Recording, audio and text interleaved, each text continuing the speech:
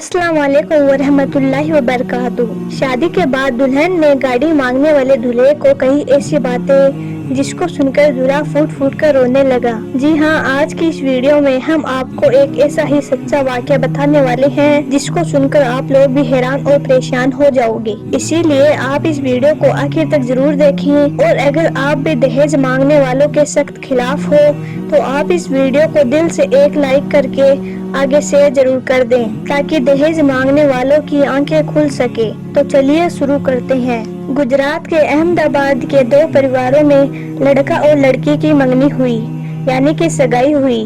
दोनों ही परिवार अच्छे खासे पढ़े हुए थे। सगाई के बाद तकरीबन 1 साल का वक्त गुजरा। उसके बाद शादी का दिन भी आ गया। जब लड़के वाले बारात लेकर लड़की के घर पहुंचे तो शानदार तरीके से बारातियों का स्वागत किया गया, मगर निकाह से पहले लड़के ने गाड़ी की मांग कर दी। यह सुनकर लड़की का वालिद हैरान और परेशान रह गया। जब इसके बारे में लड़की को मालूम हुआ कि लड़के ने गाड़ी की मांग की है तो निकाह के लिए मना करने लगी। यह देखकर लड़की का वालिद अपनी बेटी को मनाने लगा कि बेटी, अगर शादी नहीं हुई तो हमारी इज्जत चली जाएगी, तुम शादी के लिए हाँ कर दो। यह सुनकर लड़की अपने वालिद से कहने लगी, बाबा, आप ऐसे शख्स से मेरी शादी क्यों करवाना चाहते हो जिसको मुझसे नहीं, मेरे साथ जाने वाली दौलत से मोहब्बत हो। बाबा, मेरी वहाँ पर क्या जिंदगी होगी जहाँ पर मेरी इज्जत मेरे इल्म, हुनर और मेरी सादगी की वजह से नहीं, बल्कि मेरे साथ जाने वाली गाड़ी, फ्रिज और दूसरी महंगी चीजों की वजह से होगी। यह सुनकर लड़की के वालिद की आंखें भर आई और कहने लगे कि अगर अब इनकार हो गया तो लोग क्या कहेंगे, हमारी इज्जत का क्या होगा। जब मैंने इतना ही सब कुछ किया है तो मैं गाड़ी का भी इंतजाम कर दूंगा, मगर तुम इनकार मत करो। खैर, वो लड़की अपने बाप की आंखों में आंसू देखकर शादी के लिए तैयार हो गई। उसके बाद उन दोनों की शादी हो गई। शादी के 2 दिन बाद गाड़ी भी आ गई। लड़की के वालिद ने उनको फोन कर दिया। लड़का गाड़ी पाकर बहुत खुश हुआ।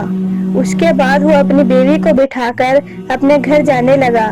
रास्ते में वो गाड़ी को बहुत तेज स्पीड में चला रहा था और म्यूजिक भी उसने फुल कर रखा था। यह देखकर लड़की उससे कहने लगी कि जरा म्यूजिक कम करो और गाड़ी की स्पीड भी कम करो, मुझे बहुत डर लग रहा है। यह सुनकर उस लड़के ने कहा कि मुझे काफी टाइम हो गया है अपने दोस्तों की गाड़ी चलाते हुए। आज पहली बार मैं अपनी खुद की गाड़ी चला रहा हूँ और मेरी तो इतनी औकात भी नहीं थी कि मैं खुद गाड़ी खरीद लेता। इसीलिए मैंने तुम्हारे पापा से गाड़ी की मांग की और उन्होंने मुझे दे भी दी।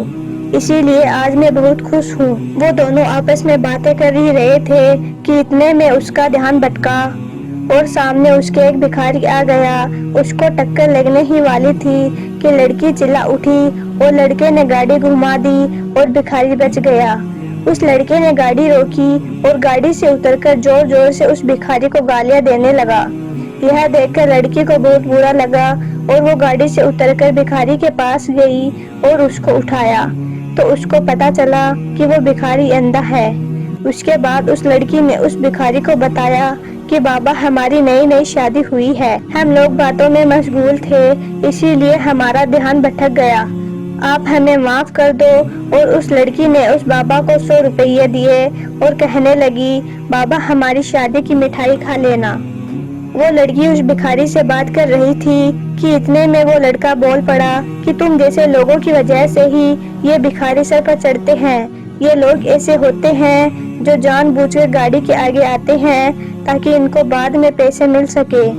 ये सब भिखारी ऐसे ही होते हैं। यह सुनकर उस लड़की को बहुत बुरा लगा और वो उस लड़के से कहने लगी कि ये भिखारी होते हैं ना, ये सुबह उठकर दर दर फिरते हैं, तब जाकर इन्हें थोड़े पैसे मिल पाते हैं। जब ये मेहनत करते हैं तब जाकर इन्हें थोड़ा बहुत मिल पाता है। मगर जहाँ पर मेरे पापा ने मुझे पाल पोस कर इतना बड़ा किया है, उन्होंने अपना सब कुछ आपके हवाले कर दिया। जो जो आपने मांगा था वो सब कुछ आपको दे दिया। अब आप ही बताओ कि यहाँ पर असली भिखारी कौन है, ये जो गाड़ी के नीचे आने वाला था या वो जो गाड़ी इस पर चढ़ाने वाला था। यह सुनकर उस लड़के के होश उड़ गए। उसके कान खुले के खुले ही रह गए और उसको एहसास हो गया था कि यहाँ पर असली भिखारी कौन है। इसीलिए वो अब बोल भी नहीं पा रहा था।